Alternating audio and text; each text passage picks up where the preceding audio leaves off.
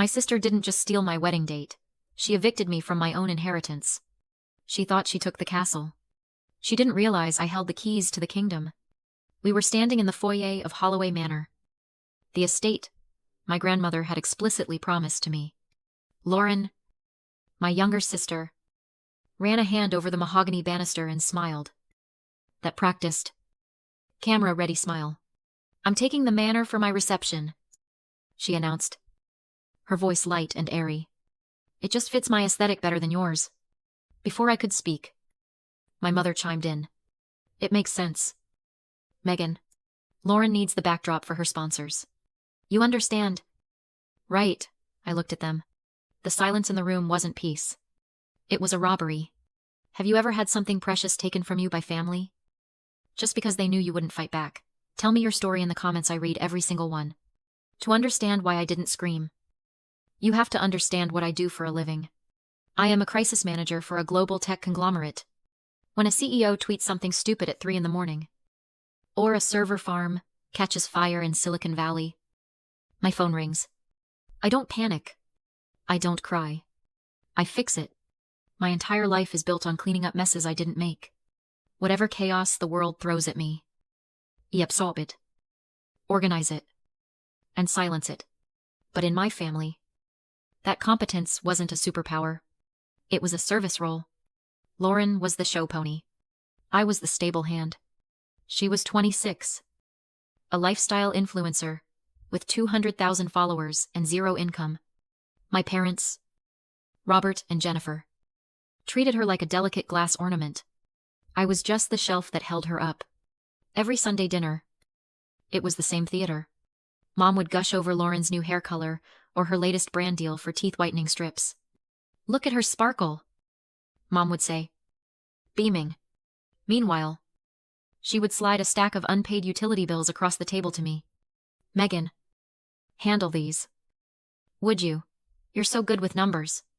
Reliable. That word used to make me proud. Now, I know it's just what people call you when they need to use you. But the manor was different. Holloway Manor wasn't just a house. It was the one place where I wasn't invisible. My grandmother, a woman made of iron and pearls, used to walk the gardens with me. She didn't care about Lauren's tantrums. She cared about order. She told me once, "Megan, people love the flower, but the house stands on the foundation. You are the foundation." When she died, there was no written will. Only her promise. The house was supposed to be mine. A sanctuary away from the noise of my parents and the blinding flash of Lauren's phone. When my parents announced they were the executors, I should have known. They didn't see a sanctuary. They saw a stage for their golden child. So when Lauren claimed the manor, and my parents nodded in agreement, something inside me didn't break. It crystallized. They saw a quiet daughter who would fold like a cheap chair. They didn't see the crisis manager. They didn't see the woman who had spent 10 years learning how to dismantle empires with a single email. They thought they were stealing a venue. They had no idea they were walking onto a demolition site. And I was the one holding the detonator. The ambush happened over risotto. I should have seen it coming. My mother poured the wine, her hand shaking just slightly. A tale I had memorized since childhood. Lauren didn't even look up from her phone.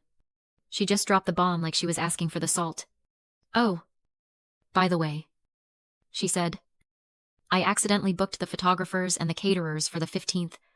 That's your date, isn't it?" "Oops."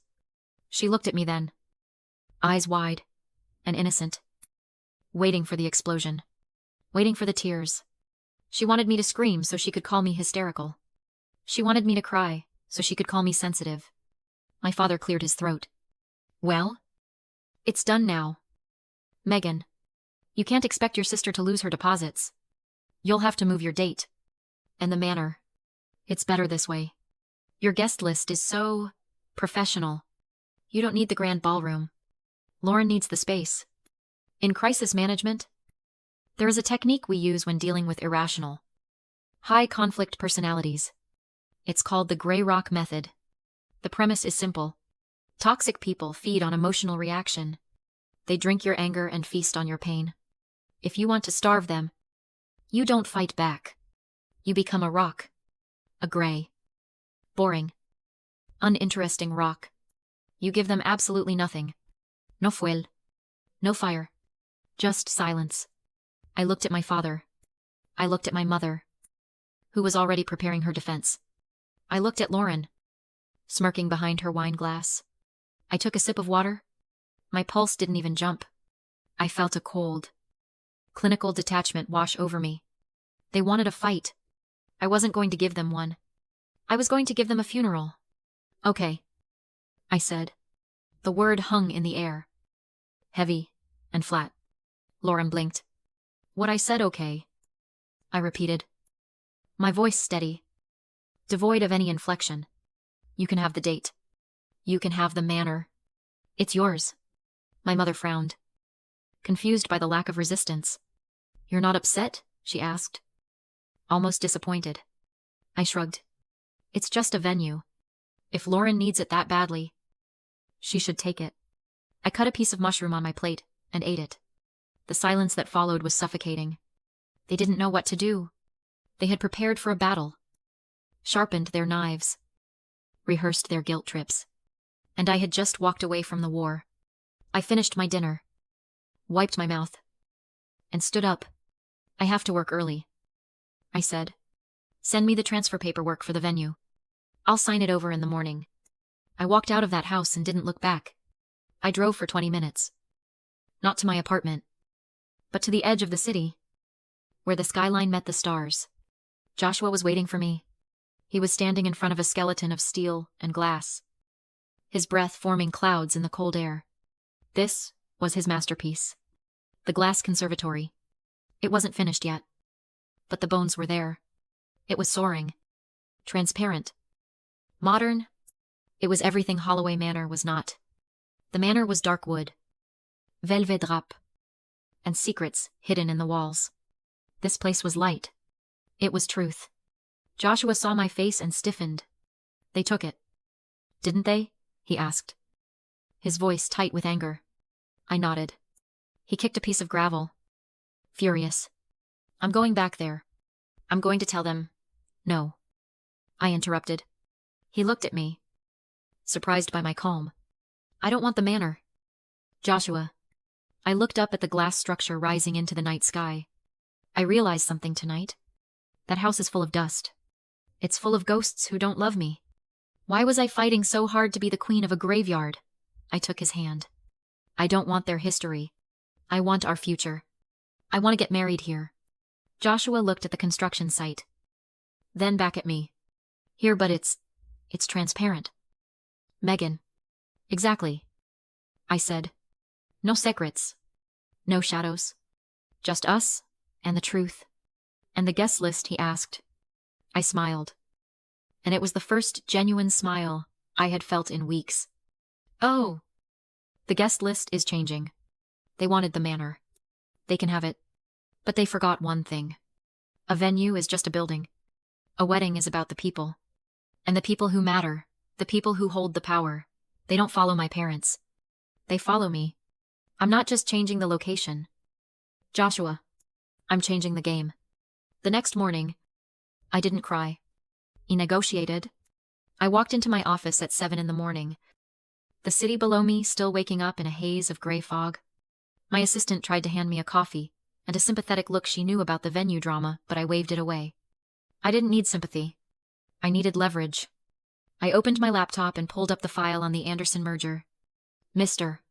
Anderson, the billionaire founder of the tech giant I represented, was trying to close a $50 million acquisition of a rival AI firm.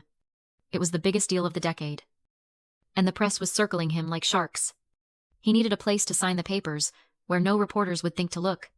A place that was secure, private, and completely off the radar. I picked up the phone. Mr. Anderson picked up on the second ring. Megan, he said, his voice gravelly with stress. Tell me you found a secure location. The press is camped out at my estate. I leaned back in my chair, spinning a pen between my fingers. I did better than that. Sire, I found you a ghost event. Silence, on the other end. Explain. I took a breath. My wedding, I said. It's taking place at the new Glass Conservatory. It's private property. Construction zone. Clearance only. No press. No leaks. The guest list is airtight. We can disguise the signing ceremony as a toast during the reception. You get your merger. I get my security detail. There was a long pause. Then, I heard a low chuckle. You're turning your own wedding into a corporate black ops site, he asked. Impressed. I smiled at my reflection in the monitor. I'm maximizing assets. Sire, do we have a deal? We have a deal, he said. Make it happen. I hung up and cracked my knuckles. The deal was done. Now came the redirect. I opened the master guest list database. This was where the war would be won, not with screaming matches in a dining room, but with data. My parents thought a wedding was about the centerpiece. They didn't understand that a wedding, at this level, was about networking. My guest list wasn't just family friends. It was the constellation of power, as my industry called it. CEOs, venture capitalists, department heads, the people my parents had spent their entire careers trying to impress. The people whose validation they craved, like oxygen. These people were coming because they respected me. The crisis manager. Not because they liked my mother's cocktail parties. I drafted a single, encrypted email. Subject: urgent update, private venue change. The text was brief, professional, and absolute. Due to security concerns regarding high-profile attendees, the location has been moved to the Glass Conservatory. Please discard previous invitations. Strict NDA, in effect. I hovered my finger over the enter key. I knew exactly what this would do. The moment I sent this, I was effectively splitting the reality of the day in two. My parents and Lauren would go to the manor, expecting a coronation. The real power would come to me, expecting a merger. I didn't hesitate. Click. Sent. The progress bar flashed across the screen, sending the update to the 50 most powerful people in the city. I watched the delivered receipts pop up one by one. Ding. The VP of Operations. Ding. The city councilman. Ding. Mr. Anderson's entire board of directors. Each notification was a nail in the coffin of my sister's perfect day. And she didn't even know it. I sat back, watching the screen glow. It was terrifyingly simple. My parents had spent years teaching me to be invisible, to work in the shadows, to fix things quietly. They thought they had trained a servant. They didn't realize they had trained a ghost. And now, the ghost was rewriting the script. They could keep the manor. They could keep the dust and the history. I had the future. And in 24 hours, they would find out that you can't pay the bills with aesthetic. The week before the wedding, the silence from my end was absolute. But the noise from theirs was deafening. My phone became a vibrating grenade on the corner of my desk. Buzz. Buzz. Buzz. Lauren was beginning to panic. The save the dates for the manor had gone out. But the RSVPs weren't coming back. At least, not the ones she wanted. The influencers were saying yes. Of course, they'd go to the opening of an envelope if there was an open bar, but the heavy hitters, the investors, the politicians, the people my parents needed to secure a loan for their struggling business. Radio silence. I watched the notifications roll in. Mom, Megan. Did you talk to Mr. Carter? His secretary said he's busy. Dad, why is the councilman declining? You said you handled the invites. Lauren, fix this. You're sabotaging me. I didn't reply. I didn't explain. I just archived the messages and kept working. It was cruel. Maybe, but it was also physics. You can't be in two places at once. And the laws of gravity and money were pulling everyone to the Glass Conservatory. Mr. Anderson noticed the phone dancing across the mahogany table during our final strategy meeting. He paused, capping his fountain pen. You know, he said, his voice low and thoughtful. I've been watching this play out. Your parents. They're drowning. And you're the only life raft they have? But they keep punching holes in you. Why? I looked out the window at the city skyline. I don't know. I admitted. I've spent my whole life trying to be the good investment. Reliable. Low maintenance. High yield. Lauren is volatile. She crashes constantly. She costs them a fortune in pride and money. But they keep doubling down on her. It doesn't make sense. Anderson leaned back, steepling his fingers. It makes perfect sense. Megan, in economics, we call it the sunk cost fallacy. I frowned. Throwing good money after bad. Exactly. He said. Your parents have spent 26 years investing every ounce of their identity, their ego, and their hope into the idea that Lauren is the special one. She is their flagship product. To admit now that she's a failure, and that the invisible daughter was the real asset all along, who would be emotional bankruptcy. They can't afford to be wrong. So, they will keep investing in the loss until it destroys them. I stared at him. It hit me like a physical blow. They weren't loving her. They were protecting their own bad bet. They weren't rejecting me. They were rejecting the evidence of their own mistake. It wasn't personal. It was just bad business. The phone buzzed again. Mom calling. For the first time in my life. I didn't feel the urge to answer. I didn't feel the need to fix it. To soothe them. To find the councilman and beg him to go to the manor, just to make my mother smile. I looked at the screen, glowing with the demand for my attention. I thought about the glass conservatory, waiting for me in the light. I thought about Joshua. I thought about the $50 million merger that was about to happen, because I was competent. Not because I was special. I'm done auditing their books, I said softly. Anderson smiled. A shark-like grin of approval. Good. Cut the line. I picked up the phone. I didn't answer. I tapped the settings icon. I scrolled down to the contact list. Mom. Dad. Lauren. One by one. I pressed the red text at the bottom of the screen. Block caller. Block caller. Block caller. The phone stopped vibrating. The silence that followed wasn't empty. It was heavy. It was the sound of a bridge collapsing into the sea. And for the first time, I wasn't standing on it. I was safe on the other side. I put the phone down. So, I said, turning back to the merger file, let's talk about security for the entrances. The wedding day arrived like a split screen in a disaster movie. On one side of town, at Holloway Manor, the air was thick with dust and desperation. My contact at the catering company, a friend I'd tipped off months ago, texted me updates. It was a ghost town. The grand ballroom, draped in thousands of dollars of velvet and roses, was empty. The influencers Lauren had invited were there. Of course. Taking selfies with the appetizers. But the seats reserved for the power players, the councilmen, the investors empty. Lauren was pacing the floor in her couture gown, shredding a silk napkin, screaming at her bridesmaids to call the VIPs again. My parents stood by the entrance, smiles plastered on their faces, waiting for a motorcade that was never coming. On the other side of town, the glass conservatory was humming. It didn't smell like old perfume and desperation. It smelled like espresso, ozone, and success. The sunlight poured through the transparent walls, illuminating the room without a single shadow. And the guests? They were all there. The councilman was laughing with my fiancé, Joshua. The investors were huddled in the corner, discussing the merger. Mr. Anderson sat at the head table, not as a guest, but as the commander. The atmosphere wasn't festive in the traditional sense. It was electric. It was the hum of $50 million changing hands. The text came through at noon. They know. Apparently, one of the influencers had seen a geotag from the VP of operations at my location.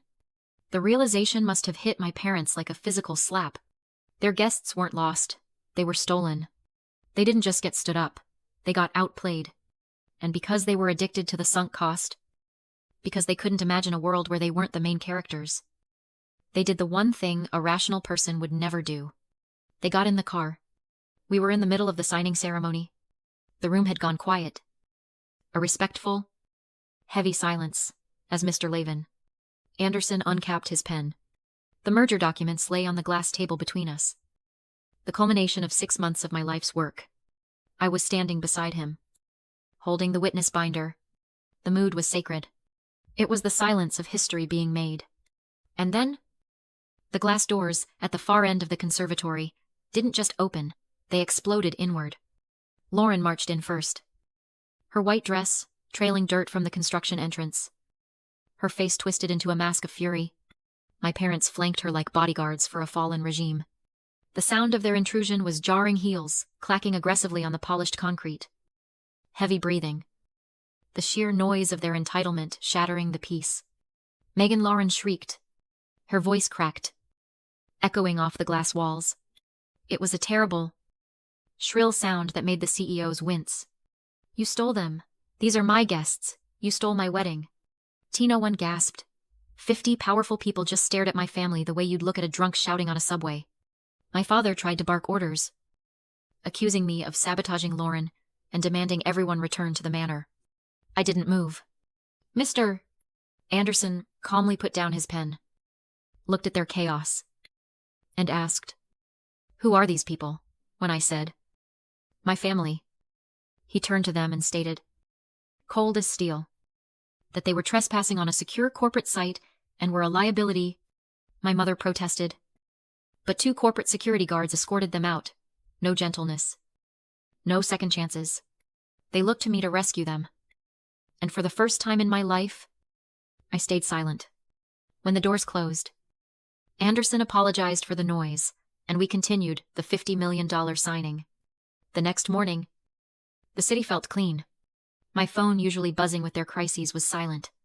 For the first time in 29 years, the anxiety was gone, replaced by something steadier: ownership.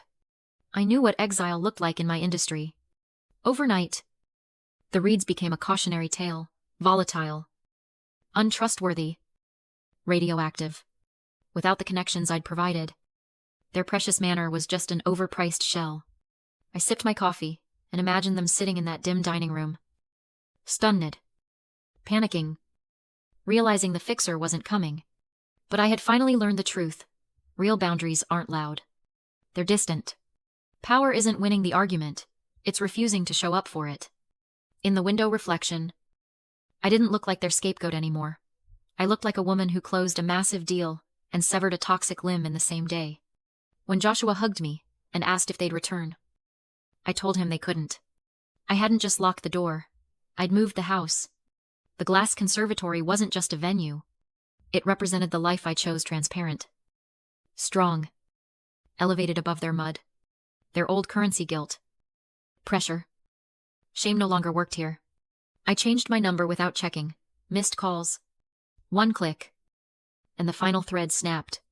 They kept the manor, and all its dust and ghosts. I kept my peace. In the end, my sister was right. Appearance matters. She chose the illusion of power. I chose the structure of it. Silence isn't empty. It's the sound of boundaries settling. The sound of a life that's finally yours. If you're building your own glass house, your own peace, hit subscribe. I'm Megan, and this is what freedom sounds like.